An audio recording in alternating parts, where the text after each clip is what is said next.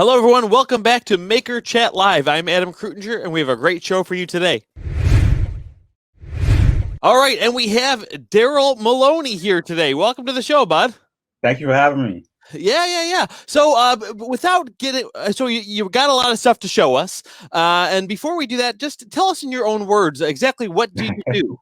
So I 3D model and 3D print mostly props, helmets. I'm really into helmets from Marvel, DC, Lord of the Rings, any kind of those pop fiction movies that are out now.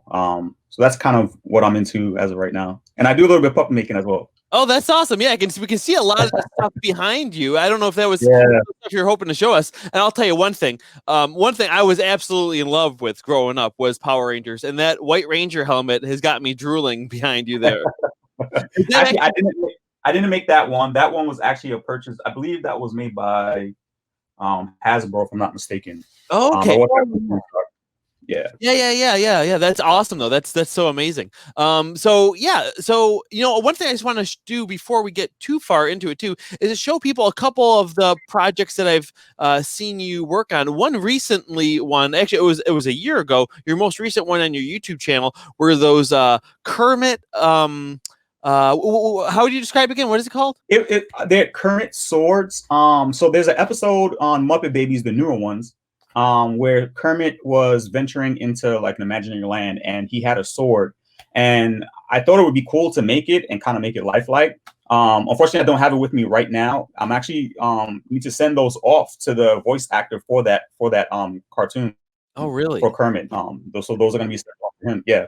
Yeah, we have them up on the screen there. So there's a red one and I guess what I would assume is the normal one. Were they both part of the show? No, the blue one was. The red one was kind of, I was experimenting. So this project was an experiment as well. I was learning how to make 2-part molds, casting in clear resin, trying to get all the air bubbles. So I was experimenting with different dyes, different glitters, how to mix them with resin. So that's why I did the red one.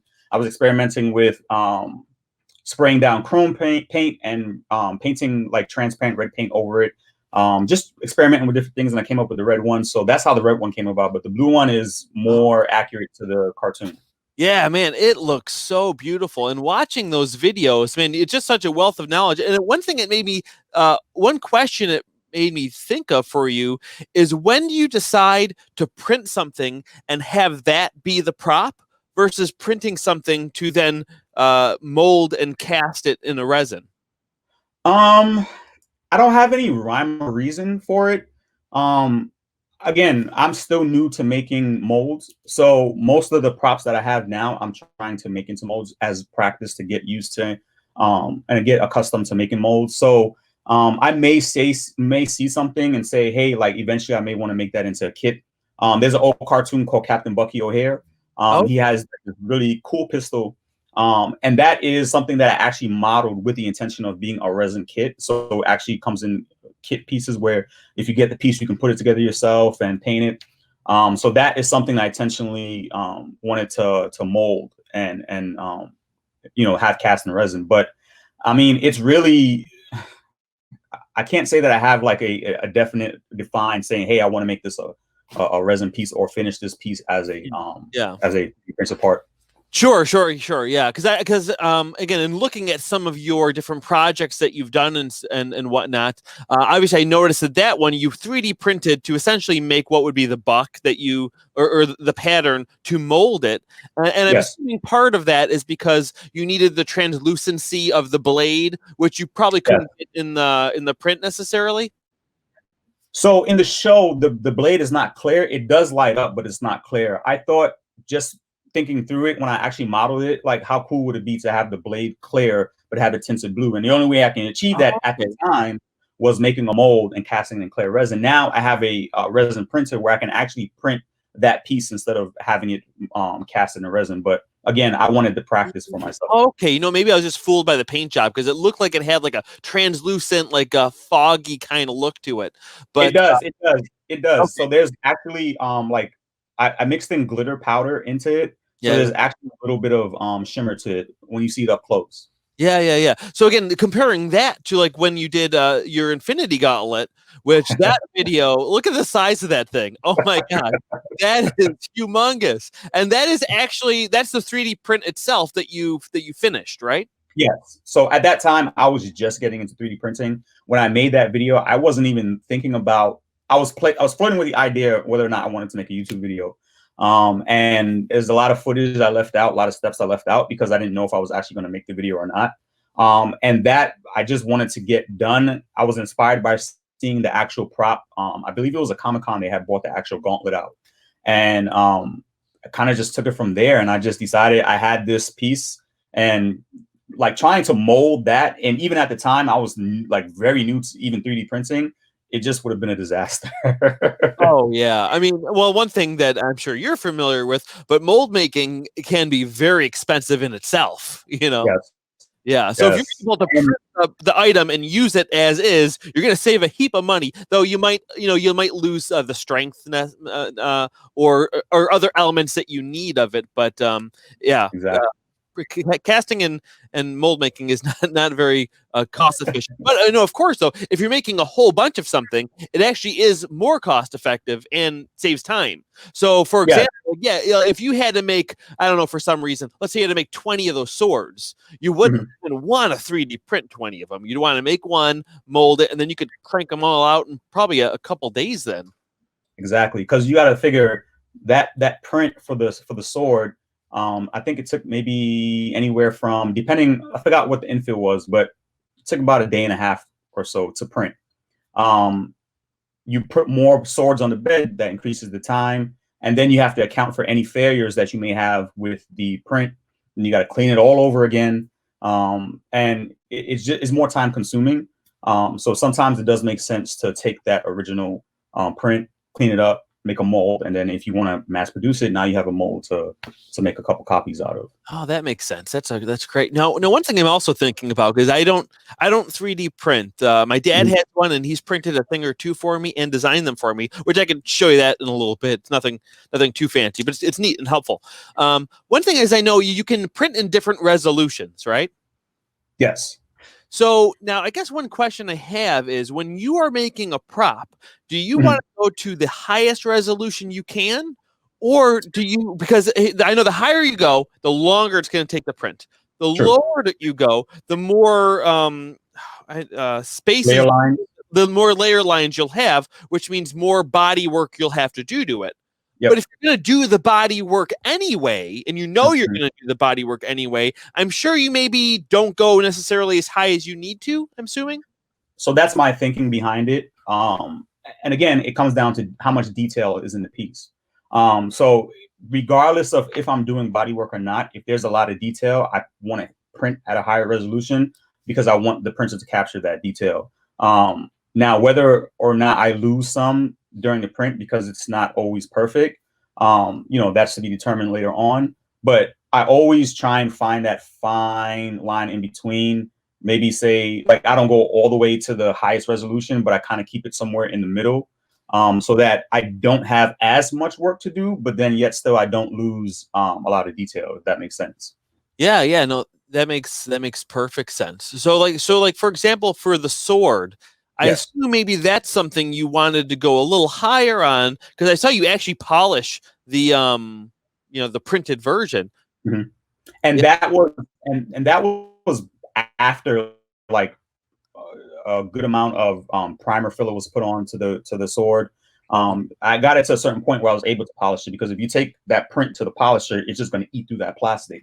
So I needed kind of a buffer, which was the primer. And it kind of like what I learned is when you buffer that primer, it actually kind of like sets in and gives it almost like a coat over the print. Oh, okay, interesting. Do you get that locally? The primer. The primer? Yeah, it's regular automotive primer filler, Rust-Oleum. You get it at AutoZone, Home Depot. Okay. Yeah. I've seen the primer before, but I've never seen the primer filler that I've noticed. Yeah. So the primer filler, what I tell people is that it aids, because a lot of people, if you pay attention to some people that actually finish their props, 3D prints, they use the primer filler as a means to kind of, one, to see where your errors are at and how much work you have done. And then two, it helps fill in those layer lines. So once that's the primer dries and you sand it, it kind of fills in the layer lines. Oh, okay. I see. I see. Yep. You know, another thing I wanted to get into a little bit more into depth into that is some of the finishing techniques that you do. Can you kind of walk us through the, you know, straight out of the printer? What are your first steps that you do? Sure. So straight off the printer, I clean up the supports. So depending on how much support material there is, and for those that don't know, support material is the helmet or whatever I'm printing may need to be supported by extra material sitting on the bed so that it doesn't either fall over on itself or somehow get misshapen. So that extra support is there and it's printed underneath or wherever the support is needed. So I clean the support up. Next, I usually start sanding first. I don't hit it with primer immediately. I start off with at least 120 grit. So the most important thing is I sand under a bright light. So this way I can see that I'm smoothing out the lines. And then I start moving up in numbers in sandpaper. And once I'm to a point, and maybe that's at 320 grit sandpaper, that I think it's smooth enough, then I will hit it with the first coat of primer. I'll let that dry. And Well, then I will quick. So that whole sanding process, going through those steps on your average helmet, how long would you usually spend sanding? a while. And again, it depends. It depends on the resolution that I printed it at. It depends on what happened on the bed because sometimes you have layer separations. So, I mean, at most, I'd say a few hours, maybe 3-4 hours of good sanding. And that's the initial sanding. So then after that, after I get the primer on, there's another set of sanding. And then I even move up to wet sanding once I get it nice and smooth. And if I'm going for like a real polished look, I'll go ahead and wet sand it as well. So that's another. So you're looking at almost it'd take me a good day to get a nice helmet, nice and smooth to the point where I can either finish it or mold it. Oh, wow. Yeah. Because that's one thing I think a lot of beginners in almost any field, especially woodworking and probably in this as well, they tend to not take the sanding as seriously or do it as nice of a job when they're first starting out. And then as they go on in their career, they realize how important that is and the difference that really makes. And I made that same mistake. Because I've always heard people saying that it's the pre-process, the process before the painting, that's the most important part. And I totally disregarded that. And one of my first prints, I don't have somewhere in the garage. I just went straight to painting it and realized it didn't look that well. And then, learned to value that process of that pre-process before actually painting it. Comes in handy, and you get a nice looking piece when you're done. Yeah, that's amazing. Yeah, another thing that we were talking about earlier, and I wanted your opinion on is so a lot of people, some people 3D model their own products, and other people purchased files. Right? Is that term? They purchase the files. I'm assuming you do some of both. I tend to not purchase files. I maybe purchase a few files. Like my very first video was a purchase file. I've 3D modeled prior to 3D printing. That's how it was kind of like that natural progression. And I actually had to learn how to 3D model for printing because it's two different kind of workflows that you have to go through when you're modeling something for a render or you're modeling something for 3D print. So there's certain things that have to be in check and in place for a 3D model to print versus a 3D model that you would just be rendering for. There's certain things you can get away with render and certain things that you cannot get away with when 3D modeling for a print. So as of right now, I tend to model 99% of my stuff. I haven't bought a file in I can't even remember. Oh, really? Oh, okay. Yeah. So yeah, and one thing I guess I might recommend to people who are newer to this too, definitely it's always probably the most satisfying to do your own models and do that. I imagine some people who want to jump in quick and they might want to just buy some files just to get used to some of those other processes. So you 3D modeled that Kermit sword? Yes, I did. I was actually watching the cartoon with my kids, and how it happens most of the time. I'm watching something and I'm like, oh, that looks cool. I'll do a little research, pull some reference files. reference pictures and start modeling the thing, and I Wow. have it on the printer a few hours later. Wow, wow, wow. Oh my gosh. Yeah. You know, another thing I was thinking too is, so when you 3D print things Mhm. for different reasons, you don't always do it as one piece. And one, again, I'm not sure if I just found this on your somewhere on, I think on your Facebook. Yep. So those are laid out differently. Can you talk a little bit about the thinking behind why you may lay things out differently on the bed? So for that instance, that's the Nano Gauntlet from Endgame. So something that it's for cleanup process, for post processing. It's easier to deal with the parts broken up like this versus printing it all in one piece. So Yeah, if like you print banding it, between the fingers or something, that would be really tough. yeah, and you get the possibility of actually those breaking off. Maybe the printer didn't bind those parts good enough, and you have a part that's fall off. Now you have to glue that part back. You may not be able to get into certain areas with your sandpaper. So when I'm modeling, I'm thinking about the post processing part. I'm thinking about, okay, if I leave this part on here, how good am I going to be able to get in there with sandpaper and sand that part? Or is this part going to be better if I break it off and then I can paint this part separately? Let's say it's a gold part. So for instance, speaking of the Nano Gauntlet, the little pieces on the bottom there, those are silver. Trying to get that with a hand, with a paintbrush might be a little bit more difficult than actually having the part separate, and I can just spray that and glue it on in its place. So kind of just thinking through that process of what works best post processing. It has to do with size as well. Sometimes the print may not fit on the bed, and it's just easier to break it down into pieces so that everything can fit and print nicely on the bed.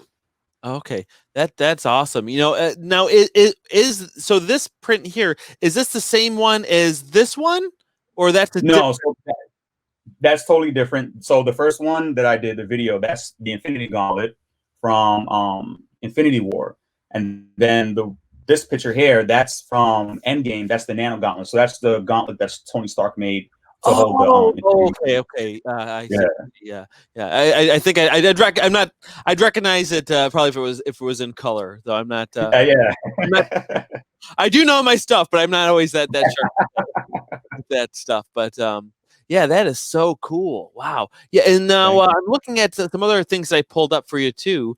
This helmet here. This is something were 3D modeling. Yes, and I actually finished that one. That is Taskmasters Helmet from the up and coming Black Widow movie. I believe it's coming out in November now. Um, so a couple reference pictures, and actually this is that version one of the helmet. I actually modeled it once, like some initial pictures came out, and then I think it was another trailer that had came out and had a really nice up close and detailed photo of the helmet. So I went back and remodeled it, and I actually printed. I printed both versions. I just have to go through the process of cleaning them up and getting them looking Yeah, nice. I think I have some of the other ones here. So just to stick on this for a second, I have a couple questions about this one. Now, when you're Yep. going to scale something like that, Mhm. how long did it take you to figure out the right scale to make? Because even I've foam fabricated helmets before, Mhm. and like the first time I draft out my pattern, it's like, oh man, this is too small, and then I do it again, Yep. and I even open, but make it just a hair bigger, and then it's like, wow, it's like way too big now. Like, how long does it take? How do you dial that in without wasting hours and hours of printing and testing? Or is that the secret sauce? So I did a Red Hood helmet. It was my second video that came out, and when I was modeling that helmet, I think I printed it maybe I can't even maybe 6 or 10 times, Oh my god. trying to get the right fitment for my head. I finally got the right size, and like I said, it was after like maybe 10 prints. Once I got that size, I locked that helmet size into my program, and I took I have a like a head model that I use to model my helmets around. I scaled it up to fit inside that helmet. So now when I model helmets, I use that head model to model my helmets, and I know that will roughly be the shape of or the size of my head. And depending on the helmet model, I'll scale it up a little bit or scale it down, giving myself enough room to get the helmet on, or whether parts touch the cheek too close or something like that. I will scale it up or scale it down. But I generally have a head model that's in my program that I modeled my helmet models around to make sure that it's the scale. Okay, yeah, we have a question here. They're asking, what software did you use when you started, and what software are you using now? Oh, okay, yeah, I started off with Cinema 4D. I still use Cinema 4D. I've just been comfortable with it. It's something that a program that I learned. I tried venturing over to Fusion 360, some more of those CAD-based programs, but I keep going back to Cinema 4D. Isn't it funny? You know, like once you just get stuck with a program, you get stuck with it. Because I'm almost embarrassed to say in my videos, I edit in Sony Vegas, which I Oh, know wow. Adobe is the standard, and I actually have Adobe and pay for it. But Yep. I mean, I gotta get on it. You know, Me too, man. I edited Final Cut, and yeah. I've been told go to Premiere, and I'm just like, I'm stuck in Final Cut Yeah, for now. you know, and I tried it a couple times, but you know what? I was like, you know, also too, we don't want to spend forever editing our videos. We want to get it done Exactly. quick. So relearning another one, and it's not like I'm making movies and it's super fancy. I'm doing just cutting anyway. Anyway, that's part of my little rant. We had another great question here, which was the recommendation someone gave is that you can 3D scan your own head with most cell phones. Yes. Is that a technique you've ever used? There's an app on the phone. I did scan my head, and then I think I scaled it up to that model, but I just tend to use, again, I guess as habits. I just tend to use the model that I already have, and just model around that. But yes, that's I don't know enough about it, so I'm just guessing. So I wonder if when you scan your head, I'm sure it picks up all the dimensions well, but does it to scale in most programs when you do it on your phone? I not can't that I imagine I would know. I'm sure you can change the scale, but that doesn't help you too much with what the question was. Yeah. Yeah, not that I know of. I know at least the program that I use, when I pulled it in, it was like tiny, and I had to scale it up to match the model that was already existing in my program. And I still wasn't sure if it was exactly to scale. And I know there's ways you can figure it out in the program. I just haven't done it yet. Okay, got it. Yeah, and so I wanted to go back to again when we were talking about this helmet. The next photo I have is this one. Is this still a 3D model? Yes, that's the 3D model. Okay. That is, again, that's version 1. So version 2 actually has some texture on the back of the helmet.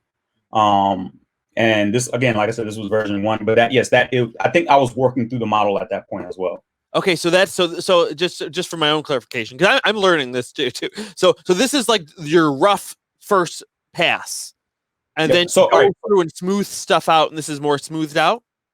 Yeah. So the first one that you've seen is the polygonal shape. So basically, it doesn't have a subdivision plugin on it. So it's not subdividing all the polygons to make it smooth. So that's really it's so what you see in the next picture is when it's subdivided.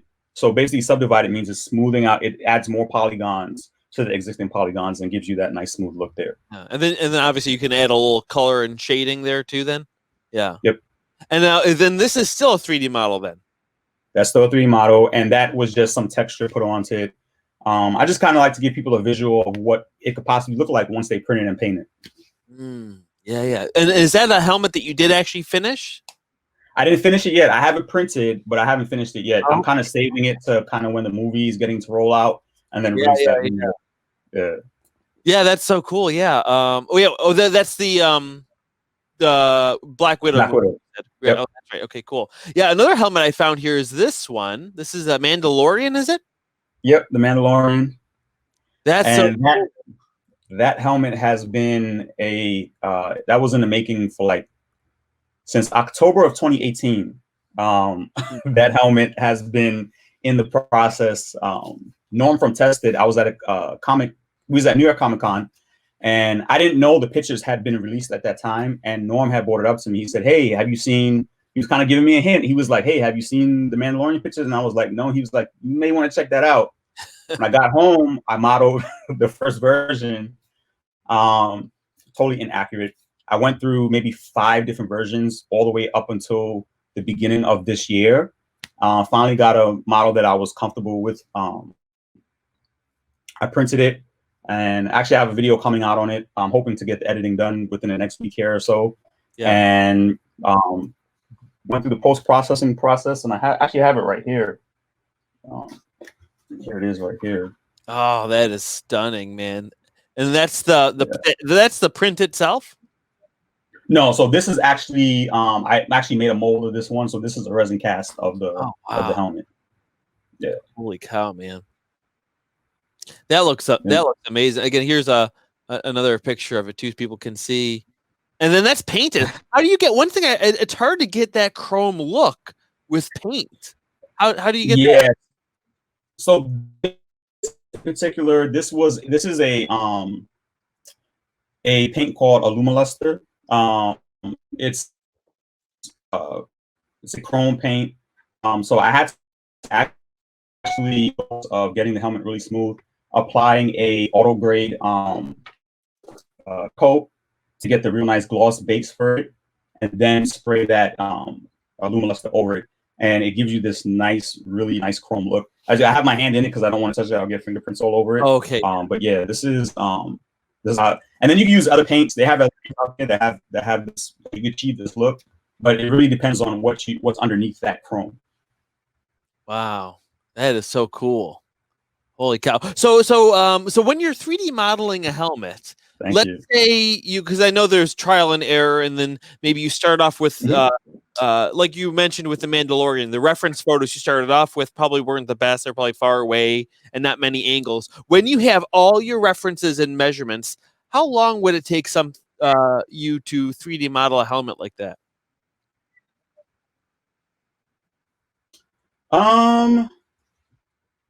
It really depends. So more detailed helmets, it'll take me roughly around 2 to 3 hours. Helmet like this, I did it. So like the very last one I did, which was this one, it only took me maybe about an hour and a half to do. Because I did it prior to. I did it like 5 times already at this point. But usually so now I'm actually that was me like kind of like moving, and that's nonstop. So now what I tend to do is I will model for like maybe a few hours, stop, walk away, either come back to the next day with a fresh pair of eyes, and then kind of go through the process again of finishing it. So I get a little bit more perspective. I'm able to see where I want to break the model up, put different things in different places. So that has helped me in my workflow process away, actually like stepping away and then coming back to the model. Yeah. Yeah, that's so cool. With the Mandalorian one specifically, is there any plans you have with that helmet, or is it just kind of a challenge, a fun thing to do? Yeah, it was just a fun thing to do. I don't have any like major plans with it. I'm not selling any kits.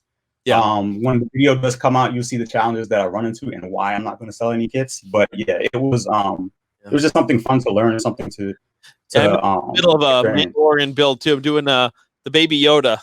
I've seen that. That's nice. Yeah, he's coming along nice. He's got a bunch of cool things he can do. So yeah, it's coming along. Nice. He's been sitting on my shelf here for 2 weeks, so I haven't had the chance to work on him. So I'm going to crank him out soon. But that isn't the end of your Star Wars fandom. I found this scrolling through some of your things. Is this you? This is something you created? No, that's I modeled the helmet and then the arm guards, and I did the belt buckle. But Adam Savage, he did all the fabrication of the cloth pieces. Okay, is that Adam Savage? And I believe I don't know if those are his boots or my boots, but yeah, that's Adam Savage in it. Oh, okay. I was gonna. Oh, you know what? I do remember this now. I remember when that was happening. That's great. Yeah. How did you get connected with Tested? I sent out a tweet one day. I think I tagged them on a tweet, and Adam had commented back on it, and then the next day I was contacted by somebody from Tested, and things kind of just started rolling from there. Oh, that's awesome. That's great. Yeah. So we worked on a couple projects together, and that's great to have that kind of relationship with them. Yeah. Now, I love Star Wars stuff too. I know people always see my puppet stuff too, but I did a costume build of Kylo Ren. Oh wow. The helmet is the one thing that I didn't fully make. What I did is I bought the Black Series helmet. I'm sure you're familiar. Okay. Yeah, I bought that. Right, oh, you have it there? Yeah, right back there. That's nice. Yeah, I bought that helmet, but then I completely gutted it because there's all this goofy stuff inside of it. So I took all the electronics out. Yeah. I took the visor out because it was reflective, which is not how his is. And then I soldered the two pieces together, smoothed it out, and refinished the whole thing. Actually, I got it right here. Let me just grab it quick. I refinished the whole thing. So I got rid of the seams inside. I put the see-through fabric there so it doesn't have the glare, and repainted the whole thing, and it looked so much better. But so though that wasn't 3D printed or sculpted by me, again, I refinished that one. But I did make the rest of the costume too, and I was pretty proud of it. I think do I have it here? Oh yeah, I'll play a little time lapse of it right here.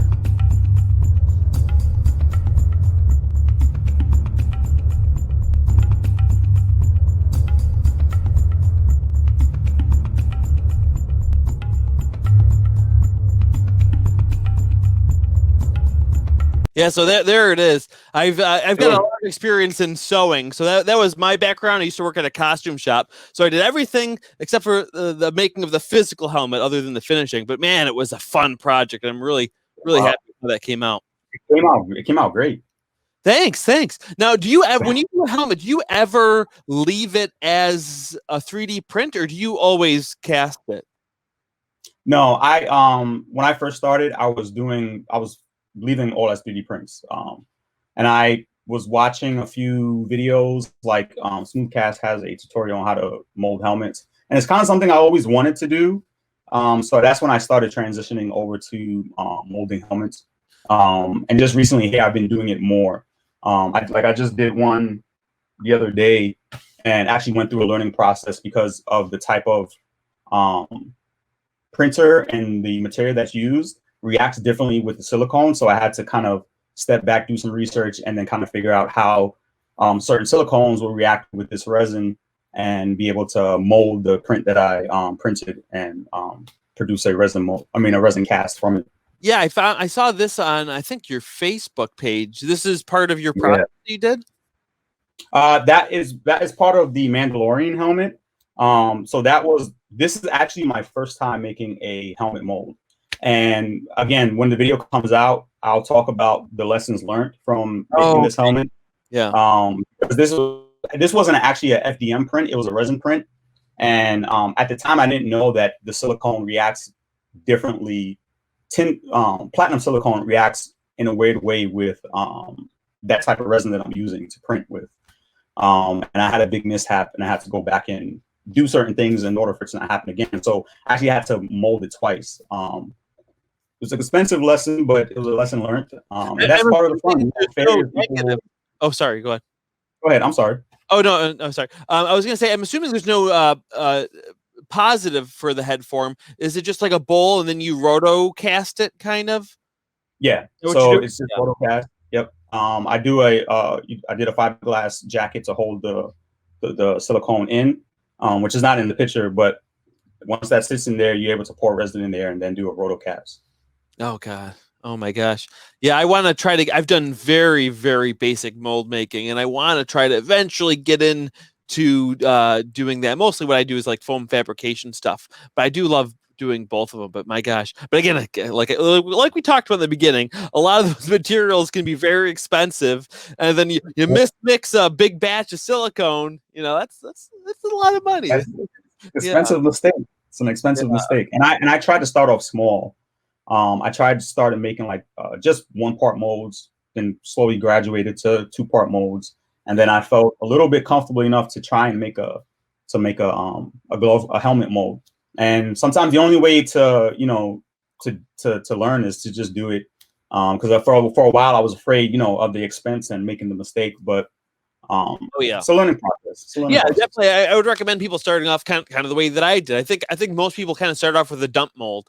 A simple little flat dump mold. That's what I do for a lot of the eyes that I use for my puppets, and for some other projects that I've done. That's pretty much the extent. I haven't yet done a 2-piece mold, which I know is still pretty basic, but baby steps. It's going to be something. I actually want to tackle it first. I've got a whole batch of Mold Max 30 sitting over there, a couple gallons. I'm going to hop into it soon.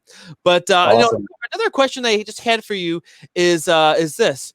what is something you know now that you wish you knew when you started? I would say it's probably, and it's more recently here, is just learning how different materials react with other materials.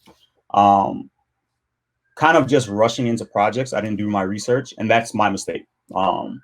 And learning how these products, so how like the silicone reacts with the resin, because now I'm mostly resin printing versus printing on an FDM printer, and just learning how these different chemicals react with each other. And again, you know, you end up making a costly mistake because something didn't react properly. No, And it was probably it probably would have happened anyway had I had done some research, because again I was still new to it, and you know there's little areas that I couldn't even get to until I had to do some further research and different things that you can do to kind of avoid some of the things that happened in the build. That's really good advice too, because even with the simple things that I've done, and I've posted videos about it with those dump molds, people ask still, even with something that simple, they still ask 100 questions because they want to make sure they order the right stuff. And the hard thing is a lot of other people are following tutorials too, and sometimes if one step wasn't covered, or if there's a slightly different application you're using it for, you really want to use different materials. And sometimes tutorials are a great place to learn parts of the process and definitely to get the inspiration. But always I recommend people, if they have any technical questions about what's the best resin, I know from what I've heard, Smooth On has a really good customer service, and I would highly recommend talking to them before you start purchasing large amounts of something because you think it's going to work. They know what they're doing. Because what you want are two kind of chemicals that just don't work well together. I know one project I did years ago, we did a production of Evil Dead the musical, and we were making masks for the characters. And I don't remember all the exact products that we had used, but whatever. Oh, actually, I think I do. We were trying to cast dragon skin in this mold, but the problem was we had used, to sculpt the mold, we had used like plasticine and oil based, and apparently something with that dragon skin touching that oil makes it not fully cure on the outside layer. And man, we just kept running into all these problems, and we talked to them and they cleared it up for us. So yeah, there's so many obstacles that you wouldn't even think of, so it's always good to give them a call if you're not 100% sure. Exactly. And that's the same issue I ran into. I didn't know that the resin contains a certain component that doesn't react well with platinum silicone, but tin silicone, it doesn't react. I mean, there's no reaction. So what I didn't know at the time, that this resin contained this component that doesn't react well with the platinum silicone. And when I pulled off the mold, everything was still tacky. It didn't cure properly. And then even with the last one that I did here, I had to do it twice. And I thought I took care of the process, because even doing research, there's certain things that you can do in terms of adding primer, adding a crystal clear coat to it to kind of help sheet over the resin, have like a protective barrier over it. And I thought that, I did my due diligence, cleaned it properly, added, did enough coats of the clear coat, and it still didn't work properly. And then doing some further research, I learned that Smooth On does have a tin cure brush on mold called Mold Max Stroke, and I ended up using it for the last helmet that I molded, and it came out perfect. Let me move on to another thing I wanted to ask. I think this will also help a lot of people. Is what advice might you give to someone who wants to get started in 3D printing? How to get started in 3D printing? I get that question a lot. I usually refer people to individuals like Joel Telling, 3D Printing Nerd on YouTube, Maker's Muse, to kind of get the technical part of it, because those individuals, they're really great in reviewing the printers. Actually, the first printer I bought was based off of Maker's Muse suggestion when he was reviewing some printers. And I tend to go back to their videos and do because they really know what they're talking about in terms of like technically breaking down the printer and how it operates, and reviewing printers So I trust those guys. I don't get too much into the technical part of it. So I usually refer people to those individuals if they're looking for a printer or looking for a recommendation for a printer. You know, I have the few that I use, and then I'll recommend those. But I kind of turn them more towards the professionals and say, hey, you may want to start looking down this road. Kind of learn the basis of, you know, safety and what it takes, and then, you know, you can start deciding on what printer you want, and then what kind of material you want to use. There's tons of filaments out there that you can use. Yeah, so that's kind of the route I give people. Yeah, because that's the one I took when I started. I imagine they take a bit of maintenance to maintain as well, do they? Absolutely. Yeah, Absolutely. I was gonna say, you know, it's one thing I say, even with an airbrush. That's one thing. The first thing I learned when I took an airbrush class is they said half of working with an airbrush is learning how to clean it. You know, yeah, that'll get rid of 99% of the problems you would have in the future if, as long as it's cleaned right. That's the first. So what would you say about that with 3D printing? Is there any tips? Yeah. So there is maintenance that you have to do on it. Again, YouTube is a great source for looking up problems. Forums are a great source. Facebook groups are a great source. The companies, going back to the companies and asking them if they have good customer service, figuring out your problems that you may have with the printer. So there is maintenance to be done on these printers. Is not. I think there's a perception that is just hit the button and it goes. That's not the case. There's steps you have to take before even getting it to the bed. And then if you have the machine over a period of time, at some point, it's not a matter of if, it's a matter of when a print is going to fail, and, you know, how you clean that up, if you have a hot end that's backed up and clogged, how do you clean that out? You may have a multitude of problems. So it's, you know, relying on sources that you can find. The groups are a great place to, Facebook groups are a great place to get some information. Yeah. Because the one thing, for, you know, maybe a year or two ago, I was in the market to buy one. I thought, I was like, I want to try to get my first one. Like, what do you recommend for someone for the first one? And I found some, and like, this is good. But if the problem is though, like, especially, I mean, it's a problem with buying almost anything is, you get it and then you like it, but then all of a sudden it's not big enough for your needs. You know, you always want to upgrade really quick usually, and I imagine this is an industry where they do upgrades and new versions often. Am I assuming that correctly? Yes, pretty often. Like Creality, they've been cranking out printers here lately, and I fell into that same thing. My printer, I can't remember the exact dimension of the print bed, but it was pretty small. And, you know, after maybe a month or so, I immediately wanted to move up to a bigger printer so I can print the helmets in one piece. And again, I went through the same process with the resin printers. So I started off with a relatively small one, and then Peopoly made a really large format printer, and so did Frozen Transform. And then Peopoly is even coming out with a bigger one, and my eyes are set on that one as well. So it's, again, that same thing that, you know, you went through of wanting the bigger and the best one. I kind of, in terms of FDM printers, I kind of stuck with the ones that I've had because they work. They're reliable. So I can get prints out of them, and I haven't really upgraded those. But the resin printers, I have gone ahead and upgrade. Yeah. You know, there's another question I was just wondering. Actually, I probably should ask this in the beginning. You know, you're doing all these props and stuff. Why did you start doing it? Why do you do what you do?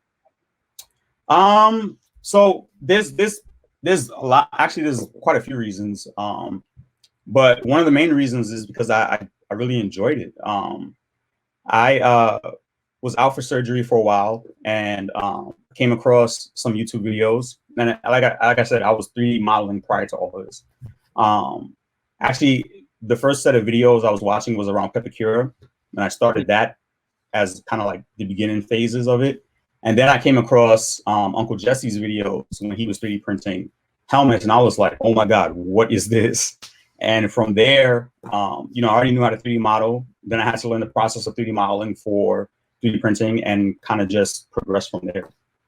Yeah. No, I'm glad you mentioned Uncle Jesse. I wanted to bring him on at some point too. He's a hard guy to get a hold of, but yeah, I actually met him. I met him in person at the Rochester Maker Fair this past year. I was there, and he was there, and that's where we connected. And he's helping me out a little bit with the Baby Yoda project. Me checking out some of his prints, pictures of him, so I could see all the dimensions really well. But yeah, he's awesome. He does some really slick videos too, and it seems like I've watched a bunch of his videos, but not. I just discovered him more recently. I haven't gone through the history of him, but from what I see, it seems like he's got a lot of good information on like what printers do what and what they're good for if people are wondering. So definitely check out his website as well. Do you sell your work? I do have a Patreon where I do the monthly subscription for helmets. So I only make those helmets like available. So like for instance, the Taskmaster helmet that you showed, that's currently available on my Patreon. So every month I try and upload a helmet for individuals to download. And yeah, that's awesome. Yeah, this is his Patreon information on the screen here if you want to check it out. Definitely make sure you guys check out his page there and support him, because it's been scrolling at the bottom the whole time too. He's very active on Twitter. His YouTube channel is awesome as well, and he does a bunch of stuff on Instagram, posting some of his work. There's been a bunch of questions here that I do want to get to quick. Let me just take a peek here. Oh, I want to talk about puppets too. Yeah, you wanted to show some of your puppet work. Oh yeah. Let me see. So I have an Elmo that I made a while back. Oh, look at that. So that's the Elmo I made. Awesome. So he's gotten kind of tossed to the side a little bit, so he needs some grooming up.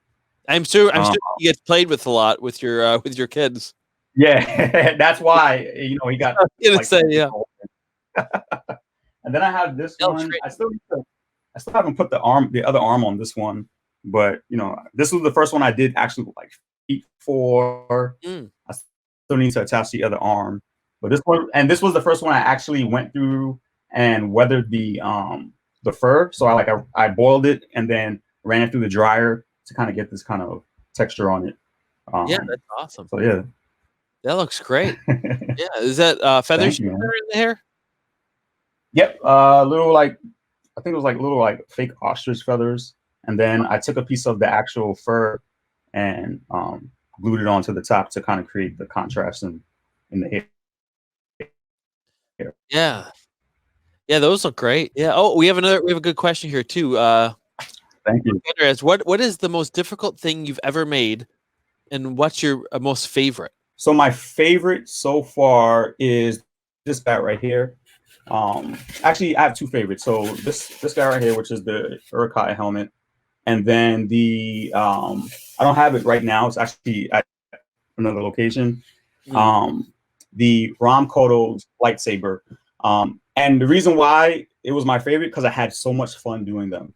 This helmet right here, it was a really bad print. Like it was extremely brittle, and just the process of getting it rock hard and firm was really the whole process was fun. So I really had fun making this one. Again, just like the Ram Kodo lightsaber, it was so much fun that I made two. So I actually have the other one. I was just finishing that one today.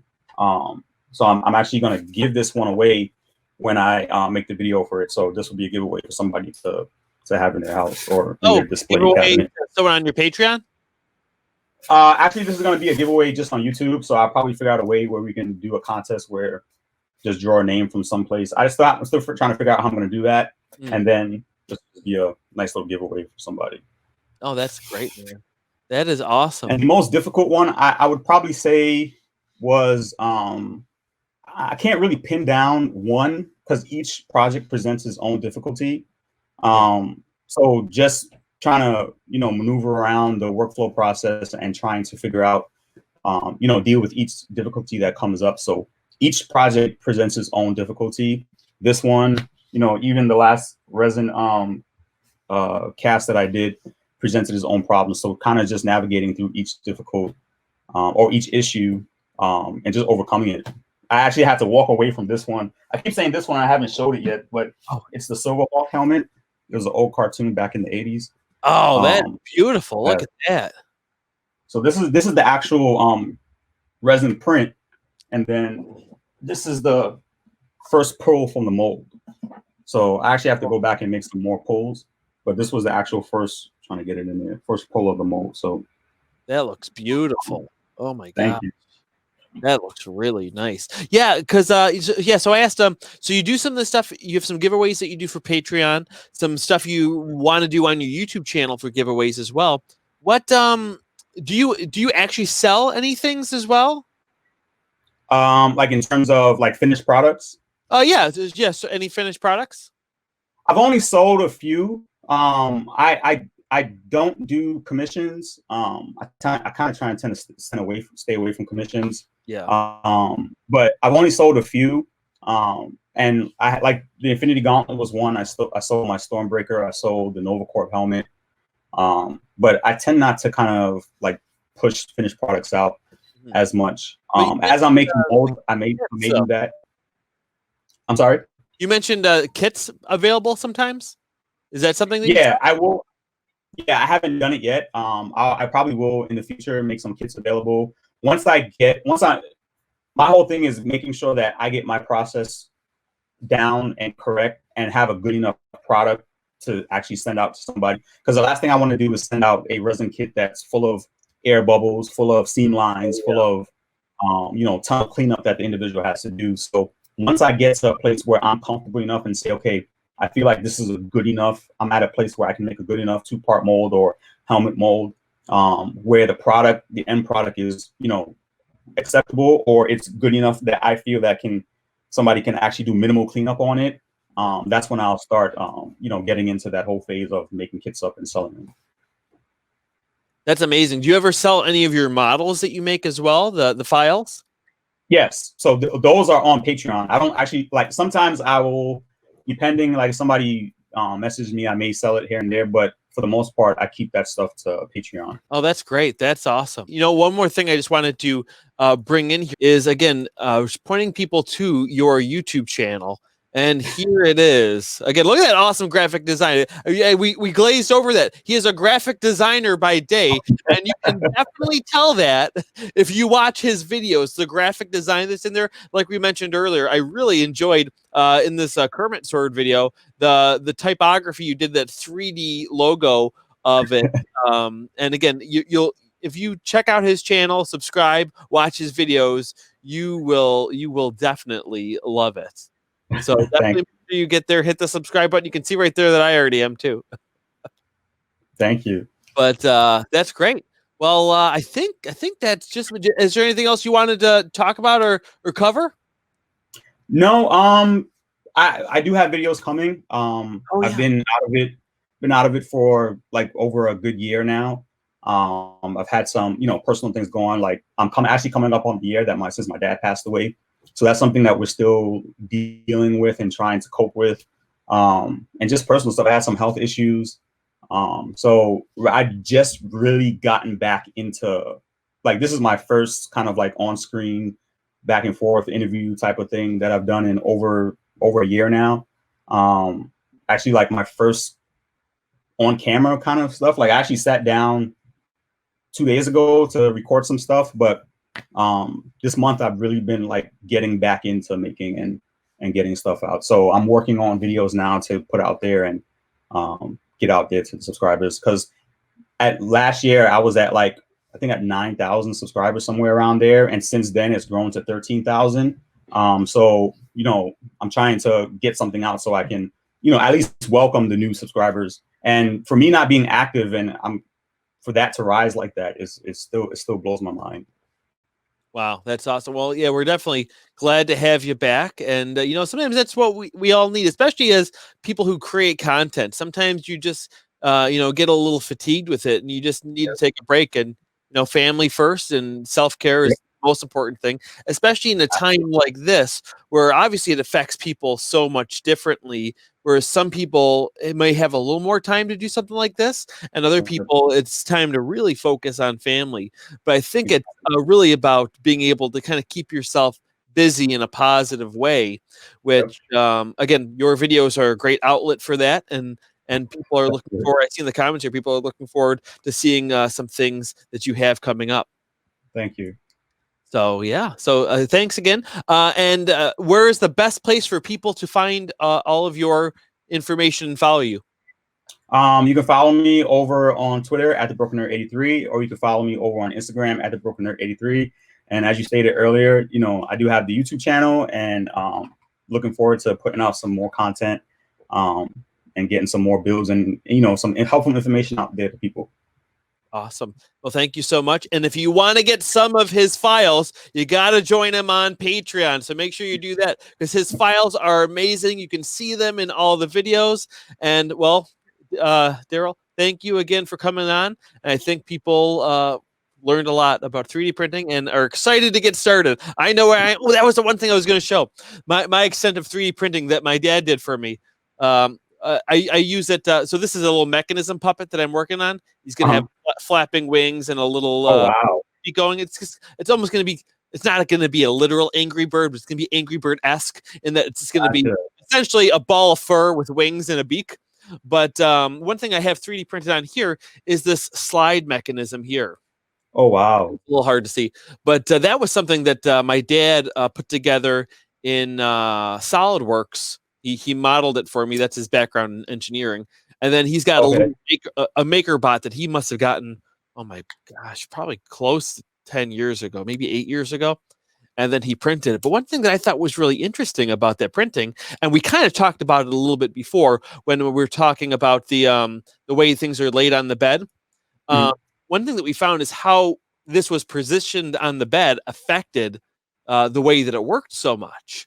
Because we had printed it this way, and it wasn't that smooth. But then we printed it standing up on its edge, and it was super smooth, and it worked amazing.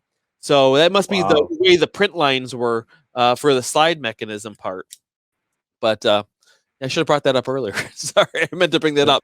But anyway, guys, make sure you follow Darrell everywhere. His handles have been scrolling at the bottom for most of the show, so definitely check that out. And thank you again for coming on the show, bud. Thank you for having me. Sure thing. Bye.